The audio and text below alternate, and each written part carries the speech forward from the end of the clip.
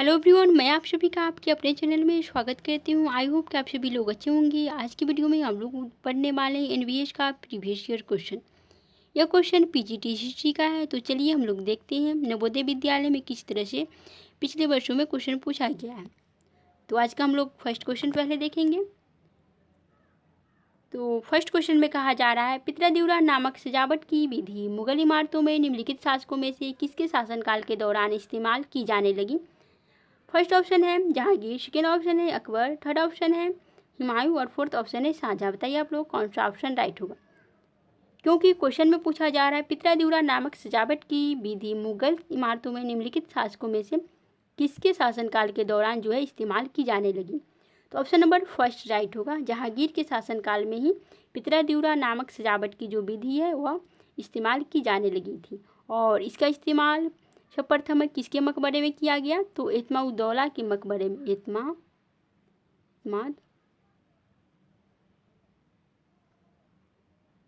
इत्माउद्दौला के मकबरे में प्रथम बार प्रयोग किया गया पितृदिउरा का प्रयोग इत्माउद्दौला के मकबरे में किया गया था। और इत्माउद्दौला के मकबरे का निर्माण किसने करवाया था, तो नूरजहां ने। नूरजहां जहांगीर की पत्नी थी,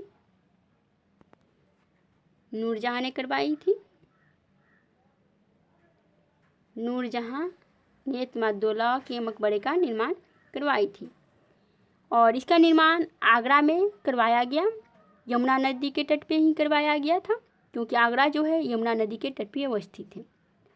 तो वो आप लोग समझ गए होंगे यहाँ तक। फर्स्ट क्वेश्चन का फर्स्ट ऑप्शन ही राइट है। जहांगीर पितृदिउरा नामक सजावट की विधि मुगल इमारतों में निम्नलिखित शासकों में से किसके काल के दौरान जो है इस्तेमाल की जाने लगी। तो जहांगीर के शासनकाल के दौरान पितृदिउरा नामक सजावट की जो विधि थी वह इस्तेमाल की जाने लगी।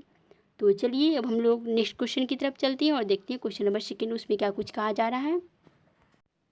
तो क्वेश्चन नंबर सेकेंड में कहा जा रहा है, आधुनिक भारत के इतिहास के निम्नलिखित विद्वानों में से किसने 1857 के आंदोलन के दौरान ग्रामीण विद्रोह पर काम नहीं किया है। फर्स्ट ऑप्शन है ताप्ती राय, सेकेंड ऑप्शन है रजतकांत रे, थर्ड ऑप्शन है एरिक स्ट्राइक और फोर्थ ऑप्शन है रुद्रांशु मुखर्जी। बताइए आप लोग कौन सा ऑप्शन राइट होगा।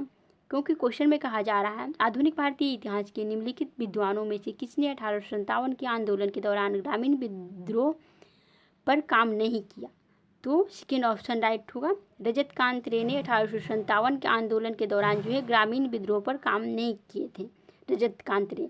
बाकी सभी लोगों ने 1857 के आंदोलन के दौरान ग्रामीण विद्रोह पर काम किए थे। ताप्ती राय, एरिक स्ट्राइक और रुद्रांशु मुखर्जी भी किए थे। चलिए अब हम लोग नेक्स्ट क्वेश्चन की तरफ चलते हैं और देखते हैं क्वेश्चन नंबर थर्ड को उसमें क्या कुछ कहा जा रहा है। तो क्वेश्चन नंबर थर्ड में कहा जा रहा है, सदर उल सुदूर की निम्नलिखित में से कौन सी जिम्मेदारी नहीं थी। फर्स्ट ऑप्शन है महल के गार्ड की व्यवस्था करना और उन्हें पुरस्कार के लिए सिफारिश करना। सेकेंड ऑप्शन है योग्य विद्वानों और कमजोर वर्गों को निर्वाह भत्ता प्रदान करना।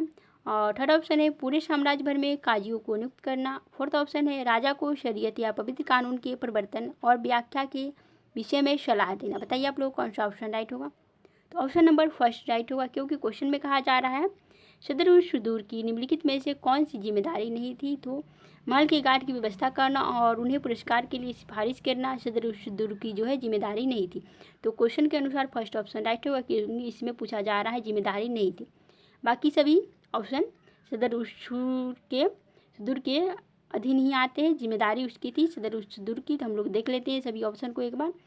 सदर उल सुदूर की क्या क्या जिम्मेदारी थी, तो योग्य विद्वानों और कमजोर वर्गों को निर्वाह भत्ता प्रदान करना सदर उल सुदूर की जिम्मेदारी थी। उसके बाद थर्ड ऑप्शन में कहा जा रहा है पूरे साम्राज्य भर में काजियों को नियुक्त करना सदर उल सुदूर की ही जिम्मेदारी थी। उसके बाद फोर्थ ऑप्शन को देखेंगे तो इसमें कहा जा रहा है राजा को शरीयत या पवित्र कानून के प्रवर्तन और व्याख्या के विषय में सलाह देना सदर उल सुदूर की जिम्मेदारी थी। तो तीनों ऑप्शन जो है सदर उल सुदूर के अधीन आता है, तीनों सदर उल सुदूर की जिम्मेदारी थी। बाकी फर्स्ट ऑप्शन जो है क्वेश्चन के अनुसार सही है। चलिए अब हम लोग आगे चलते हैं और देखते हैं नेक्स्ट क्वेश्चन को। क्वेश्चन नंबर फोर्थ उसमें क्या कुछ कहा जा रहा है। तो क्वेश्चन नंबर फोर्थ को देखते हैं। तो निम्नलिखित में से किसने 1187 में हातिम पर जेरूसलम की सेना को निर्णायक रूप से हराया। फर्स्ट ऑप्शन है सलादीन, सेकेंड है शिरकू, थर्ड है नूर अद-दीन और फोर्थ है अल अदीद। बताइए आप लोग कौन सा ऑप्शन राइट होगा। ऑप्शन नंबर फर्स्ट राइट होगा सलादीन, क्योंकि क्वेश्चन में कहा जा रहा है निम्नलिखित में से किसने 1187 में हातिन पर जेरूसलम की सेना को निर्णायक रूप से हराया। तो सलादीन ने 1187 में हातिन पर जेरूसलम की सेना को निर्णायक रूप से हराया था।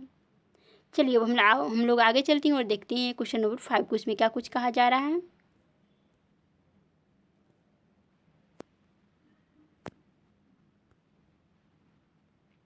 तो क्वेश्चन नंबर 5 में कहा जा रहा है निम्नलिखित में से कौन सा ग्रंथ खगोलीय प्रणाली पर आधारित एक लेख है। फर्स्ट ऑप्शन है गणित सार संग्रह, सेकेंड है पंच सिद्धांतिका, थर्ड है नाम लिंगानुशासन और फोर्थ है अष्टांग हृदय। बताइए आप लोग कौन सा ऑप्शन राइट होगा।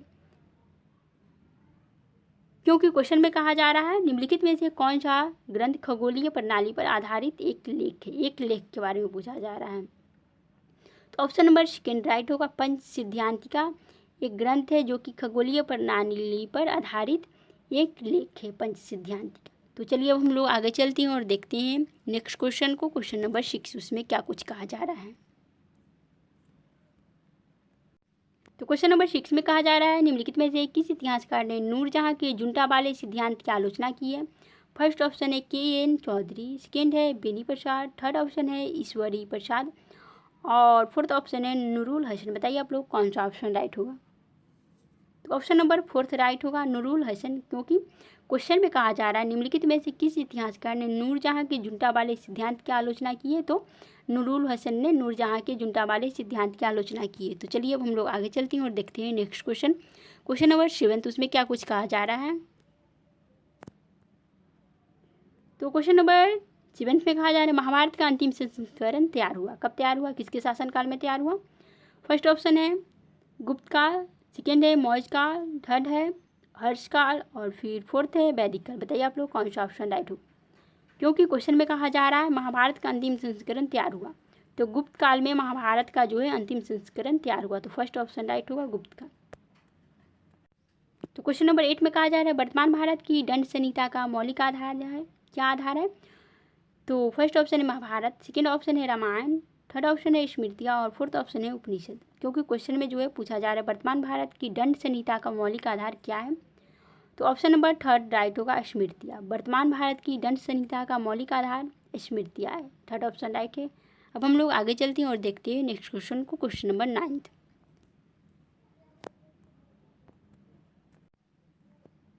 तो क्वेश्चन नंबर 9 में कहा जा रहा है त्रिपिटकों की भाषा है, कौन सी भाषा है, प्राकृत, पाली, संस्कृत, उर्दू। कौन सा ऑप्शन राइट होगा। तो त्रिपिटकों की कौन सी भाषा है। ऑप्शन नंबर सेकेंड राइट होगा पाली, त्रिपिटकों की भाषा पाली है। और त्रिपिटक क्या किस धर्म से संबंधित है, तो बौद्ध धर्म से। त्रिपिटक जो है बौद्ध धर्म से संबंधित है, बौद्ध धर्म महात्मा बुद्ध से संबंधित है। तो चलिए अब हम लोग आगे चलते हैं और देखते हैं क्वेश्चन नंबर 10। क्वेश्चन नंबर 10 आज की वीडियो का लास्ट क्वेश्चन होगा। वीडियो पसंद आए तो लाइक, चैनल को सब्सक्राइब और साथ ही साथ शेयर भी कीजिएगा। तो क्वेश्चन नंबर 10 में कहा जा रहा है पुराणों की संख्या है, तो पुराणों की कितनी संख्या है।